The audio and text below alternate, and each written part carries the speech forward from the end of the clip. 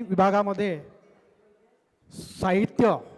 साहित्याला या ठिकाणी जिल्ह्यातून जे 100पेक्षा अधिक कवी या ठिकाणी उपस्थित राहिले आणि खरोखरच त्यांच्या कविता वाखाणण्याजोग्या होत्या आणि खरोखरच खऱ्या अर्थानं व्यथा या ठिकाणी कवितेच्या माध्यमातून आमच्या बंधू भगिनींनी मांडलेली आहेत.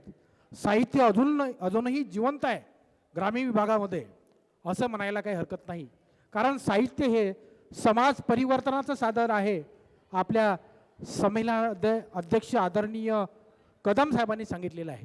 म्हणजे या ठिकाणी ग्रामीण भागामध्ये सुद्धा उत्कृष्ट असे कवी आणि कवयित्री या ठिकाणी आपल्या कवितेचं सादरीकरण करून एक उत्स्फूर्त प्रतिसाद या संमेलनाला मिळत आहे.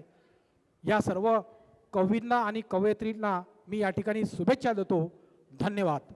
यानंतर